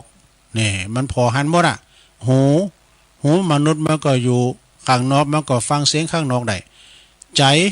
มันจมูกหูดังมันก็ดมกลิ่นอยู่ตั้งนอกพองแล้วก็ลิ้นมันก็สัมผัสมันก็สรรหาของที่มันลำมันอร่อยอยู่ตั้งนอกนะอยู่เก้าลิ้นกายก็สอบออกไปเที่ยวลิ้นสถานที่ต่างๆฉะนั้นเฮาควรเอาความสุขของมนุษย์นี่นะไปแอบซ่อนไว้ในใจดีกว่าเด็กกันเนาะเอาความสุขไปซ่อนไว้ในใจของมนุษย์ดีกว่าวะนะมนุษย์มันหาบ่เจอแน่ๆเพราะว่ามันสอบหาเรื่องผู้อื่น มันสอบหาพิษสอบหาความผิดของผู้อื่นมันบ่ชอบคัดใจตัวเองเนี่ยมันเอาใจตัวไว้มันบ่ชอบดูจิตใจของตัวเองเนี่ยอาจารย์วรรณชัยบอกว่าพอใจตัวเก่านะจะไปหายใจคว้างบ่ได้นะพอลมหายใจตัวเก่ามองดูลมหายใจตัวเก่ามันทั้ง3เมื่อตกลงกันอย่าอ่านแล้วนะเมื่อตกลงกันปิ่นอย่าอ่านอู่กันลงส่งกันปอหันความเดียวหันความเช่นนั้นโดยกันหันพ้องต้องกันแล้วก็เลยเอาความสุขของมนุษย์เอาไปลักเซิงไว้ซ่อนไว้ที่ในดวงจิตดวงใจของมนุษย์เอง มนุษย์สมมาเนี่ยมนุษย์ผู้โง่เขลาจึงออกไปแสวงหาความสุขทุกที่หาเท่าไรก็หาความสุขบัพบนะหลายข้างตีเกิดว่าพบความสุขแล้วแต่กับบัจจัยสกรรมนี่น้อยควรที่จะปะความสุขจะปะว่าความสุขน่ะติดตนเฝ้าติดตามค้นหาที่แท้จริงนั้นมันอยู่ในใจนั่นเองนะมันอยู่ในใจแต่เฮามีใจจิตใจแจ่มชื่นเบิกบานมามีใจเศร้าส้อยเงามองมีใจหดหู่มีใจนี่นะมันก็มีความสุขนะพอใจเฮาเด้อใจคืออยู่ที่ใจตนนั่นเองใยต้องออกไปหาความสุขที่อื่นแล้วนะไปหาความตุกใส่โตนะเฮาก็เอาใจเฮาดีกว่าเนาะมีความพอเพียงมีเอาใจเฮาพอดีก็จะมีความสุขซึ่งต่อไปเพราะว่าซึ่งต่อหาเตาใดก็หาปะมันจะมีแต่ความรุ่มร้อนเนี่ยเอาใจนอกไปเอาใจไปหาแสวงหาตั้งนอกเนี่ยมันบ่สงบบ่เหมือนอยู่ที่ใจของโดยพอใจตัวเก่าแน่สะดาจบลงไปขอบคุณแม่ทองคำพรหมมินสูงมาเด้อ อันนี้ก็ดูใจตัวเองนะพยายามมานจะเอาไปสอนไปเสื่องวัดไหนก็เติมปะไปบุญเขาภูเขาเราก็ปืนพยานนาคบันดาลมนุษย์เขาก็ไปหานหมด เอาไว้ซ่อนที่ใจใจมนุษย์มนุษย์ห้ามปะก็แต่เนาะซะเนาะต่อไปจะเล่านิทานเนอะซะได้ญาติโยมไผเคยกวาดบาดพองกวาดบาดเปิ้นตองว่าฮือก็ห้าละโจห้าละจังห้าละนางห้าละติอย่าง ได้ยินคุณเราว่านะห้าละโจห้าละจังห้าละนางห้าละติมีตัวเจ้าตุนหนึ่งสอบคักหมันกวาดวัดกวาดว่าอยู่เนืองทำหือวัดว่าอารามสะอาดเหมือนเน้นโคงเนาะตีพระอาจารย์พระครูอภิวัตเปิ้นเรานะอย่างอื่นมันจางนะเปิ้นจางปัดวัดกวาดว่าไปขุดต่อไม้มากองกันเป็นภูเขาเหล่าก็เนี่ยสะอาดเน้นโคงนะที่เปิ้นเราเรื่องเน้นโคงอันนี้ก็เหมือนกันเนอะสวาธุเจ้านี่ก็เหมือนกันเนอะกวาดวัดเนี่ยหาหมอกหายามเนี่ยกวาดวันค่ำซะนะบ่เลิกเวลาเจ้าเวลาเย็นอยู่ปีหนึ่งนะกาเปิ้นกวาดวัดเนี่ยนะ กวาดเข้ากวาดมาตึงวันมีอยู่หันวันหนึ่งเนาะตื้อไม่กวาดไปก็ไปกวาดไปแล้วก็ไปหันใส่พระเลวัดเถระเจ้านะเปิ้นนั่งสมาธิเจริญธรรมอยู่ที่อยู่แล้วก็กล่าวบนว่าหาว่าท่านองค์นี้ขี้เกียจมากกว่าขี้ข้านนางรับตามได้ก็กินของพี่น้องเจ้าบ้านแล้วก็ปัดวัดกวาดว่านางอยู่ได้เนี่ยนางอยู่ได้เยี่ยมปฏิบัติปัดโปกวาดเพียวคนที่จะเอาไม้กวาดนี่นะควรที่จะเอาไม้กวาดนี่กวาดได้กว่าที่ได้ที่หนึ่งกะไอ้น่ะพระเทศละได้ยินดังนั้นแล้วก็เกิดว่าจะได้สั่งสอนตัวเจ้าบทใหม่ในกรรมก่อนเนอะไอ้น่ะจะได้สั่งสอนสอนตัวเจ้าในกรรมนึงเกินน่ะแล้วก็เลกมาหาว่าเลกมาเข้ามาหาตนนี่นะว่าเธอจุงไปอาบน้ำให้ก่อนสงน้ำให้ก่อนแล้วก็มาหาฉันที่นี่เนอะ มาหาฉันที่นี่นะพระองค์นั้นก็กระทำตามนะแล้วท่านก็จึงสอนว่าธรรมดาพระภิกษุจักปัดวัดกวาดว่าเนี่ยเมื่อบ่มีเวลาก็บ่โกนเจ้าขึ้นมาควรปัดกวาดเรียบร้อยแล้วก็ไปเที่ยวบิณฑบาตนะเวลาฉันแล้วก็ควรจะมานั่งเจริญธรรมมานั่งสมาธิแผ่เมตตาให้ญาติโยมแผ่เมตตาให้โต๊ะเก่าแล้วก็นึกถึงอาการ32นึกถึงอาการ32เป็นต้นถึงเวลาเย็นมาก็ก้อยปัดกวาดทำกรรมหนึ่งคือหมายความว่าเวลาเจ้ากวาดเตอหนึ่งเวลาบ่ายแรงมาก็เสร็จศาสนกิจแล้วก็มากวาดทำกรรมก่อนทรงน้ำเองพระองค์นั้นก็สำนึกว่าเฮาได้ไปวางพระเทระเนี่ยเปิ้นเป็นอรหันตาพระรูปนั้นก็เลยมานั่งเจอฟังเนาะแล้วก็นั่งสมาธิบัจจ้าบานานก็สำเร็จเป็นพระอรหันตาว่ะหั่น ตีนั้นก็ที่เก่าที่เดิมที่เคยกวาดหรือมาก็เคยเหลือมาลกลุงลังขึ้นมาทำแล้วหญ้าก็ขึ้นว่าเป็นทีมสะอาดทำแล้วนะเจริญหุ่นเจริญตาตัวเจ้าตั้งหลายนี่ก็มาเยาะเย้ยว่าโอ้นายคนคักเมื่อนายยิ่มขี้ข้านไปเฮ้ยยิ่มกวาดเลยกะเอายิ่มไปกวาดกูเตือนในบุตรโตตั้งเนื้อตั้งใจกวาดหมดอะไรยิ่มเดี๋ยวนี้ขี้ข้านไปเนี่ยพระภิกษุทั้งหลายก็ไปถามทำไมจึงบัปัดบักกวาดพระภิกษุองค์นั้นก็เลยตอบว่าเฮายัง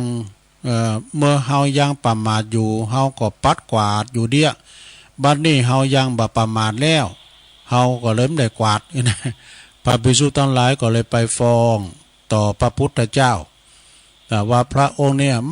มันอวดคุณวิเศษอุตริเนอะเนี่ยพระพุทธเจ้าจึงตรัสหลับสมอ่างว่าจริงเนอะอันนี้เป็นจริงเนอะพระภิกษุนั้นเปิ้นสำเร็จพระอรหันต์แต่เนิ่นแล้วก็จึงตรัสว่าผู้ใดประมาทคือโมเมาอยู่มาภายหลังยังบ่ได้ประมาทแล้วผ ผู้นั้นยอมทำโลกในหือสว่างเนอะทำโลกในสว่างได้เนี่ยเหมือนกับดวงจันทร์ที่ป่นจากกลีบเมฆแล้วทำหือโลกสว่างได้เช่นนั้นดังนี้เนี่ยเรื่องนี้จริงหันว่ากรรมว่าความประมาทนี่นะหมายความละเอียดลึกซึ้งคือหมายถึงความมัวเมาอยู่เริ่มแต่เมาในบาปอกุศลขึ้นไปนะจนถึงกับมาเมาในบุญกุศลที่เป็นโลกียะเป็นสุขเป็นที่สุดจบลงไปซะนะอันนี้ก็คือความตุเจ้าองค์หนึ่งกวาดวัดเนี่ยแล้วก็ไปตำหนิพระเถระที่เปิ้นบรรลุธรรมแล้วเปิ้นก็สั่งสอนจบลงไปศรัทธา เป็นนิทานเก่าเคยเล่าไว้เนาะมานำเสนอศรัทธาได้ฟังกันไปแล้วก็ฟังกันไปเถอะนะก็เดี๋ยวก็จะจบเวลาละเอาเนียมกรรมหนึ่งนี่ก็เคยว่าแล้วนี้สวรรค์ก็มีในอกมรณะหกก็มีในใจเนี่ยโตนะไปไหนก็ได้ไปกินไปทานที่ไหนก็ได้ ไปวัดก็ได้ไอ้นี่มันแย่งกันมาดูสวรรค์มีในอกมรณะหกอยู่ในใจหม้อไฟอยู่ที่ปากความตุกความอยากมาอยู่ที่ตีนที่มือนี่ว่าเอาน้ำหลอบนะว่าน้ำหลอบนะเคยว่าละสวรรค์ที่อยู่ในอกเนี่ยมีมรณะหกอยู่ในใจก็เพราะว่าเฮาเนี่ยบ่ฮู้ว่านรกและสวรรค์มีจริงหรือไม่เนี่ยเพราะว่าเตาตีได้ฮู้มานั้นก็เพียงคำสั่งสอนในต่างศาสนาเท่านั้นยังบ่สามารถที่จะพิสูจน์กันได้ทำดีก็จะต้องได้รับความดีจะได้รับความสุขนะเนาะมีในผลที่ดีๆนั้นๆถ้าทำชั่วนั้นก็ได้รับความทุกข์รับความทุกข์ต่างใจเช่นเดียวกันหม้อไฟนั้นก็มาอยู่นะเพราะว่าหม้อไฟนั้นมีอยู่ที่ปากเนอะอยู่ที่ปากนั้นก็หมายถึงว่าคุณเฮาเนี่ยอูดีก็จะอูดีหรือชั่วนั้นก็อยู่ที่ปากพูดดีหรือชั่วนั้นก็อยู่ที่ปากนั้นเปรียบเหมือนหม้อไฟนี่จะให้จะดีก็อยู่ที่ปากจะตุกจะยาก็อยู่ที่จะได้กินดีกินล้ำก็อยู่ที่ปากนี่ปิยวาจาหากว่า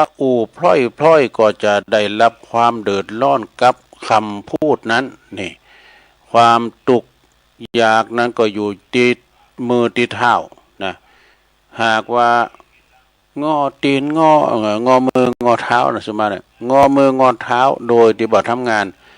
ก็ยอมจะได้รับความลำบากนี่ลำบากเมื่อเท่า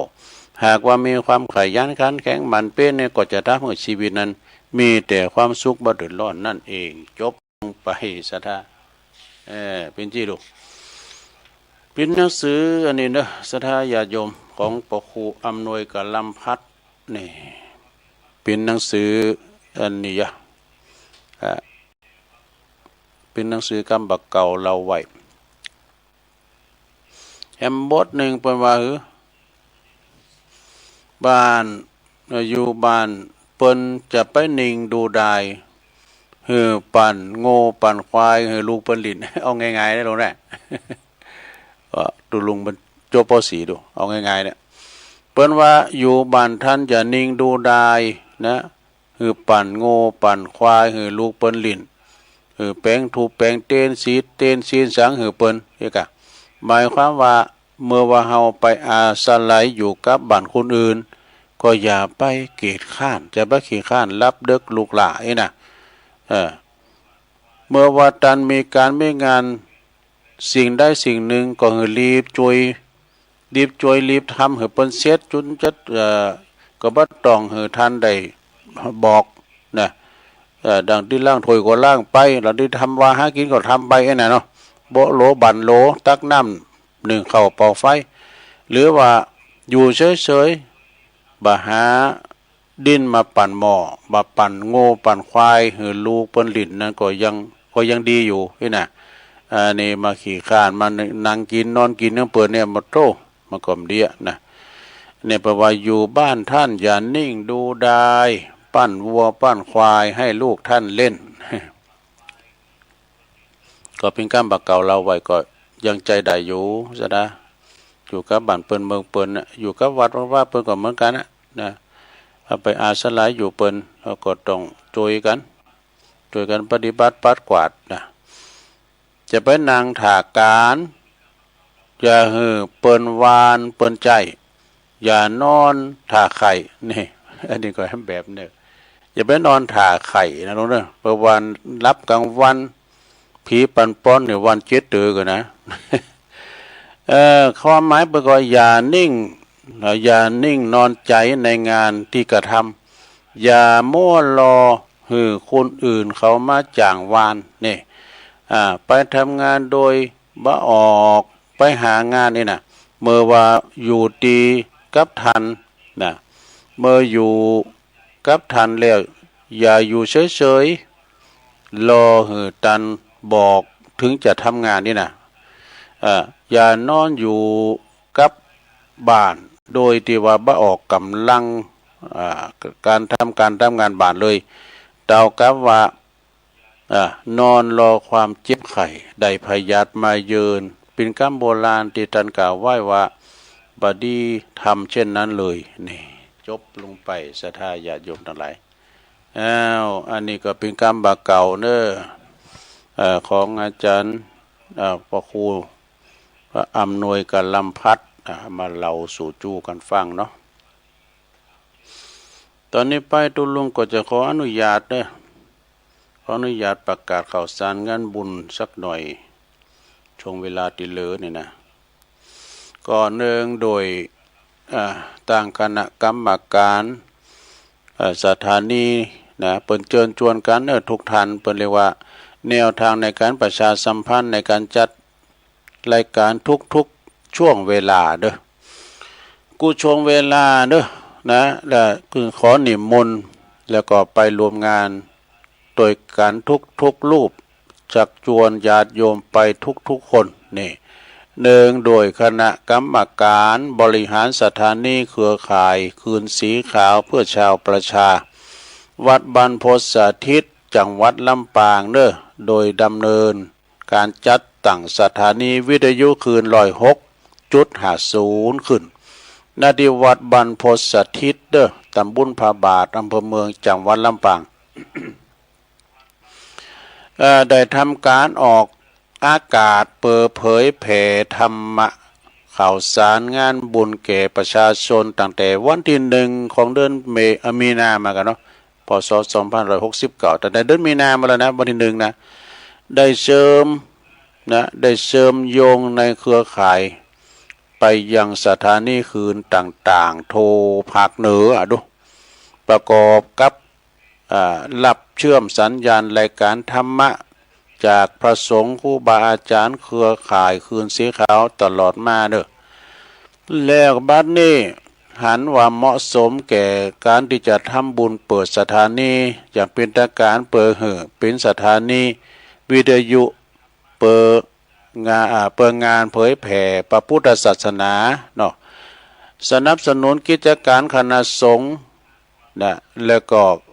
บริการชุมชนทุกภาคส่วนประกอบกับจัดมีพิธีสามิจิกรรม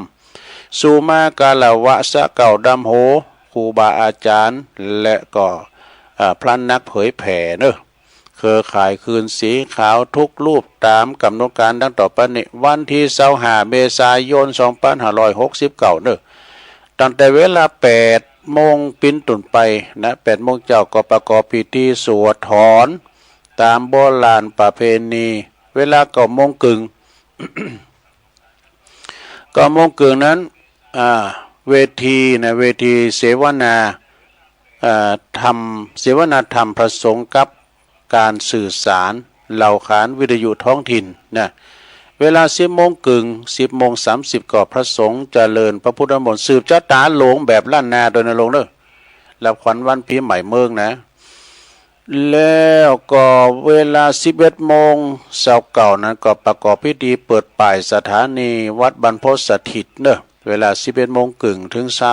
ถึง12 นาฬิกาถวายภัตตาหารเพลนะ12 นาฬิกาถึง13 นาฬิกาคือเตงถึงบ่ายโมงนี่ก็ญาติโยมก็รับประทานอาหารแบบโรงทานตามอัธยาศัยเนอะแล้วเวลา 13.00 น.บ่ายโมงนี่ก็ประกอบพิธีทำสามิจิกรรมนะสุมากาลวาสเก่าดำโหประสงค์ครูบาอาจารย์นักจัดรายการจำนวน50 ตุนกันโอ้หลายนะโลกเด้อ50 ตุนก่อนเวลา 14 นาฬิกาบ่าย 2 โมงก็จับสลากเนอะเปิ้นจับสลากมอบสิ่งของเป็นของรางวัลนะตัวแทนญาติโยมตอบแทนญาติโยมเวลา 15 นาฬิกานี่ก็เสร็จพิธีเนอะบ่าย 3 โมงนะเดินทางกลับโดยสวัสดิภาพในการนี้เนอะจึงขอกราบนิมนต์ครูบาอาจารย์ประสงค์นักจัดรายการนักเผยแผ่ธรรมทุกรูปแล้วก็เชิญชวนศรัทธาญาติธรรมญาติโยมได้ร่วมพิธีทำบุญเปิดสถานีวิทยุวัดบรรพตสถิตแล้วก็พิธีทำสามิจิกรรมสักเก่าดำโหสุมากาลวะครูบาอาจารย์ประจำปี 2569 โดยพร้อมเพรียงกันนะนิมนต์ประสงค์ได้จัดเตรียมเนอะสิ่งของเปิดมอบให้กับญาติโยมเป็นของขวัญจับสลากนะรางวัลคืนกำไรสู่ประชาชนนะรูปละ5 ชิ้นขึ้นไปจะเป็นวิทยุก็ดีกระติกน้ำห้อนก็ดีหมอตุ่มน้ำก็ดีของกินของใช้พัดลมหรือว่ายาน้ำยาปั๊บผ่านนมไม่เนาะน้ำยาซักผ้าก้าเนี่ยผงซักโคก้าเนี่ยแล้วแต่นะจะเป็นกระติกน้ำห้อนก้าอย่างต่างๆเนี่ยนะตุนละ5 อย่างเฮาเป็นผู้ให้มานักแล้วเฮาเป็นเฮาเป็นผู้หับมาเมื่อละเดี๋ยวเฮาเป็นผู้ให้ผู้หือก้ามนะสุขอกสุขใจอย่างยิ่งจบอันนี้ในเมตตาธรรมอาจารย์พระครูอภิวัฒนวิกรมเด้อประธานศูนย์คลื่นสีขาวเปิ้นได้ฝากประกาศมานะก็จะไปลืมเด้อศรัทธา วันที่25เด้อในงานนี่นะ25 เมษาก็ปากันไปวันคำไปจะไปเปิดโรงทานกานี่ฟังท่านมหาว่าไปปิ้นเจ้าภาพสังฆทานบัดนี้กำลังได้20 ปลายดูย่ำกึ่งด้วยนะ50 ตุนก็โดดตุนละปัญหาได้ช่วยกันแล้วพระจะปิ้นเจ้าภาพโกเข่านะเรียกว่าโกเข่าเพนหรือว่าโตจีนก็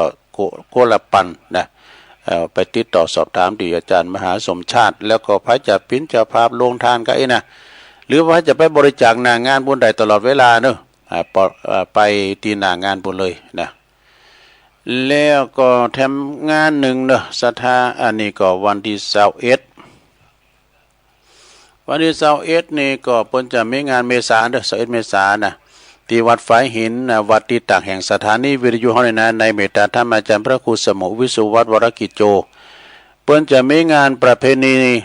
ทรงน้ำเนอะทรงน้ำพระธาตุในเมตตาครูบาอภัยสารทะสังฆปาโมกนะอดีตเปิ้นเจ้าคณะจังหวัดกันเนอะเชียงใหม่นะแล้วก็อดีตเป็นเจ้าวาดวัดฝายหินตัว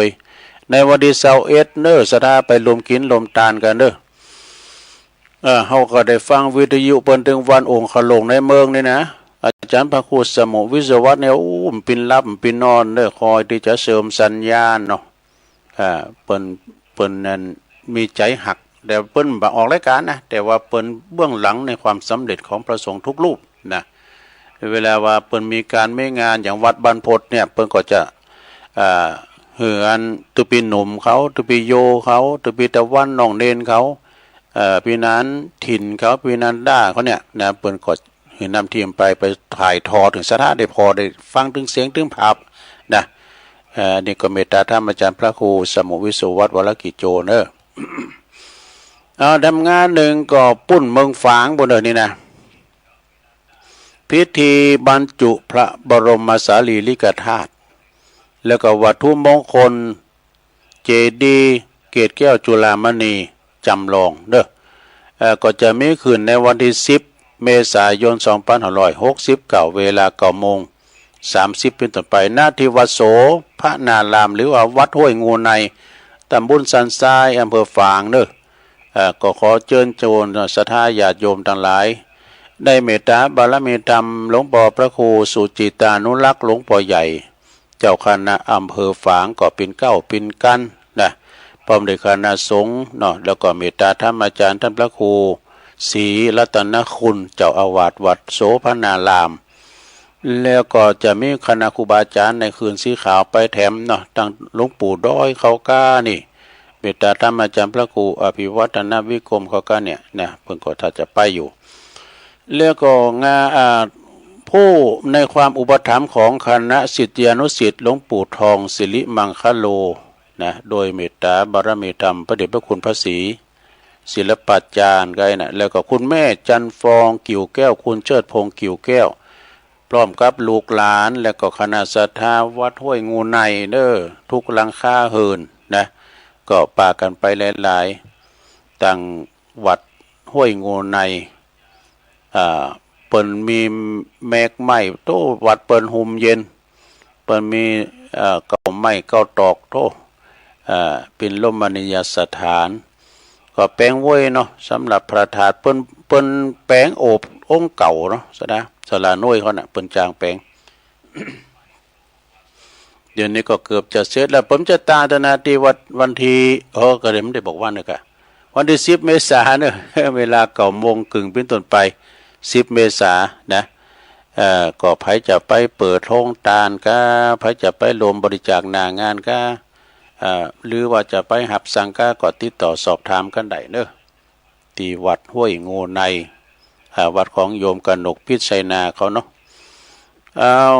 แล้วก็อันนี้ก็เป็นข่าวสารงานบุญเนาะความจริงมันก็มีหลายอยู่แต่ว่าอันนั้นเขาก็ค่อยประกาศไปวันหลังเนาะงานที่เพิ่นจะมีขึ้นมา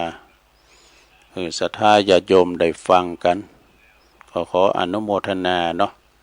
บอกเอิญเชิญชวนกับปีกับน้องศรัทธานาบุญเฮาได้มากินมาทานไก่เดินปีไก่เดินจีปีใหม่แล้วเนาะวัดแต่ละวัดก็จะไปลืมวัดโต๊ะเก่าวัดโต๊ะเก่านี่ก็จะมีคุณใส่วัดก้านี่หรือว่าจะไปตันจอดตันตุงใส่จ้างตุงปีใหม่นะไปเขียนเต้นเขียนเต้นปีใหม่ก็หรือว่าจะไปตานโกเข่าโกน้ำไปหาเหล่าญาติกาวงศาจะไปป่าจ้าป่าแฮวเนี่ยเปิดบางพองบนจะบ่ลืมดูเปิดจะไปบอกกินบอกตานเอาขอแคบขอเต็มไปไว้ที่กูพุ่นกูปอกูแม่นะเอาน้ำไปโฮดไปสละสะลงเนี่ยกะหรือว่าจะไปทรงน้ำผัดเจ้าอาบน้ำผัดเจ้าอาบน้ำตูเจ้าอาบน้ำตูหลงเขาเนี่ยนะตามแบบเบาโบราณที่เคยปฏิบัติกันมาถึงมีหรอกบางทีนี่ก็เปิ้นก็จะมีอาบน้ำถาด ตานขันเข่าขันน้ำก่อนนี่คุณเฒ่าคุณแก่ไม่ไหนนี่ต้นละอ่อนในกุ้มวะเนอะเปิ้นไปตานก็เข่าคอป้อนกับคุณเฒ่าคุณแก่